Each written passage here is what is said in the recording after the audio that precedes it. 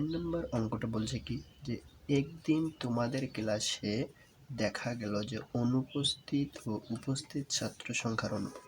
তাহলে এটা দেওয়া আছে কি অনুপস্থিত, আর এটা হচ্ছে উপস্থিত ছাত্র সংখ্যার অনুপাত দেওয়া আছে। অনুপস্থিত ছাত্র সংখ্যাকে মোট ছাত্র সংখ্যার শতকরায় প্রকাশ করো। তাহলে সেক্ষেত্রে আমরা কি করব যে 4 নম্বর ধরি যে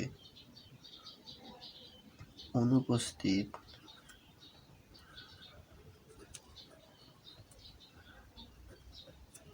ছাত্রের সংখ্যা সমান হচ্ছে x। তাহলে উপস্থিত ছাত্রের সংখ্যা হচ্ছে 4x। এখন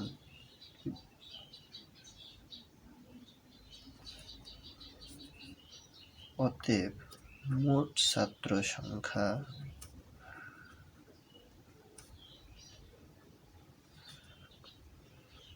তাহলে মোট ছাত্র সংখ্যা কত 4x প্লাস x ইকুয়াল উপস্থিত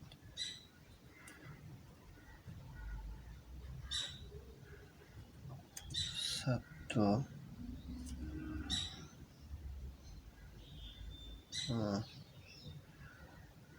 সংখ্যা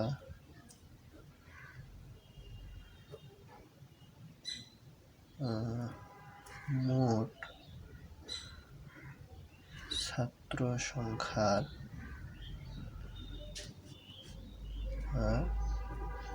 x/5x অংশ, অর্থাৎ লিখতে পারি যে x/, যেহেতু বলছে শতকরায় তাই আমরা 100 দিলাম। তাহলে এটা করলে কত হবে, x কাটা গেল প্লাস 20 100 অর্থাৎ 20%। তাহলে অনুপস্থিত ছাত্র সংখ্যা মোট ছাত্র সংখ্যা শতকরা প্রকাশ করলাম 20%, এটা হচ্ছে অ্যান্সার। এরপরে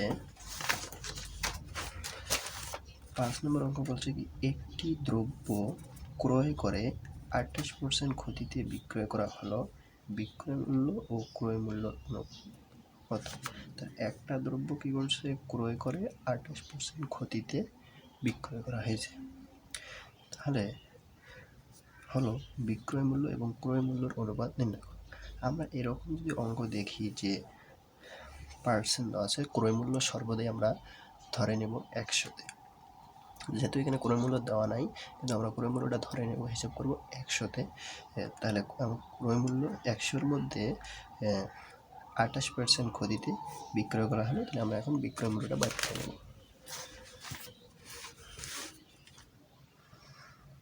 5 নম্বরে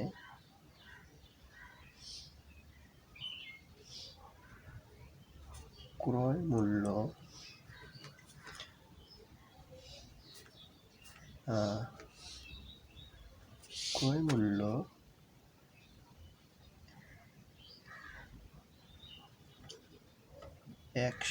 টাকা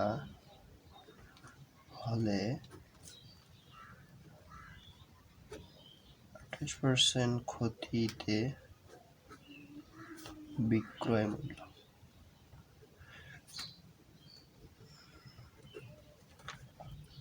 মূল্য হচ্ছে, যেহেতু ক্ষতি হয়েছে তাহলে বিক্রয় মূল্যটা আমরা কি করব যে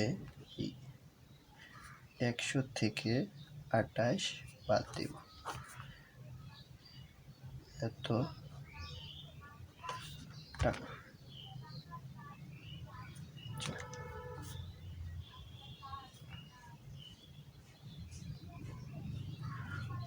এর ইকুয়াল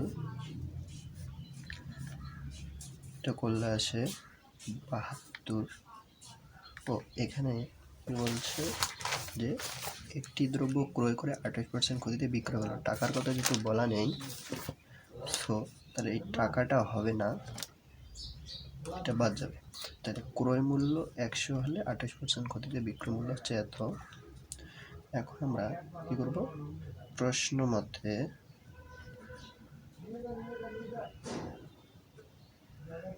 তাহলে আমার কাছে কি চাইছে যে বিক্রয় মূল্য আর ক্রয় মূল্যর অনুপাত নির্ণয় করতে বলছে।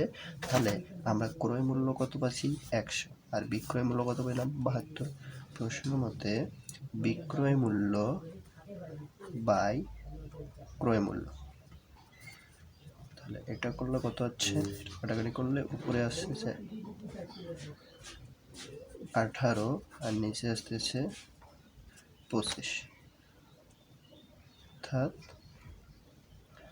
18:25। অতএব বিক্রয় মূল্য অনুপাত ক্রয় মূল্য ইকুয়াল 18:25, এটাই মূলত অ্যান্সার।